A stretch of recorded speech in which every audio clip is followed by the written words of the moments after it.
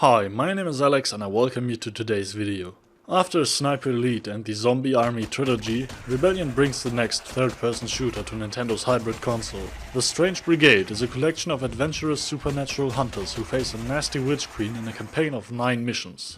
The queen sends her undead mummy hordes after the 4 fighters, who have to shoot their way through valleys, royal tombs, ruins and isolated villages. However, the plot hardly plays a role.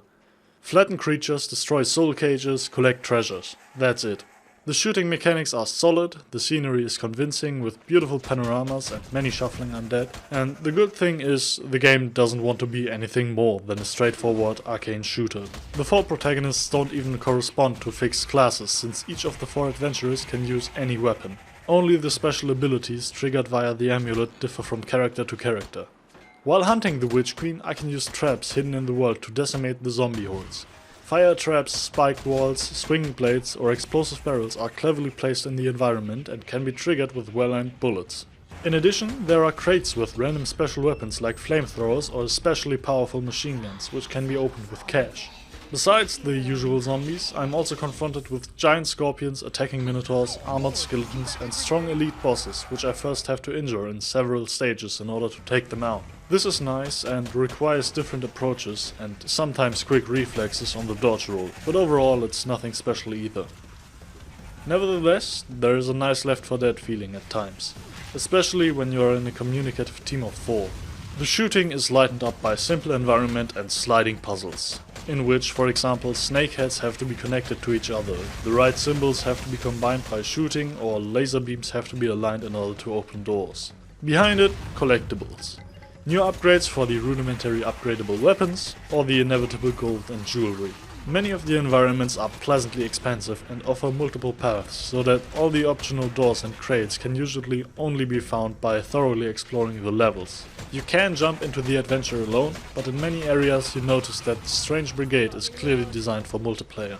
It is nice that there's also a classic Horde and a fun score attack mode in addition to the campaign.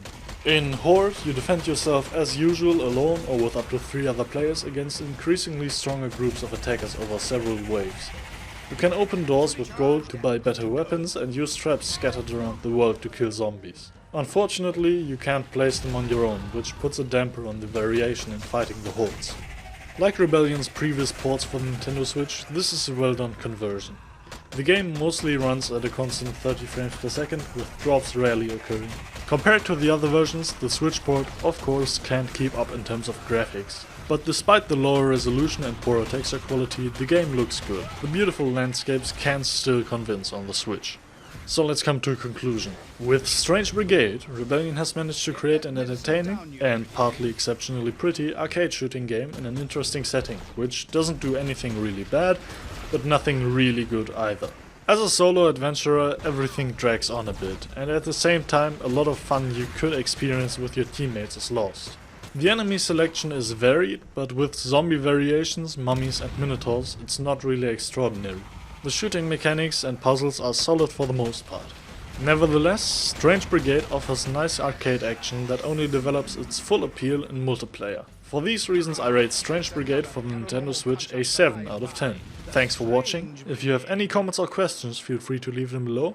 If you liked it, we would be very happy about a like and a subscription, or if you are interested in getting early access to our future reviews, feel free to visit our Patreon page.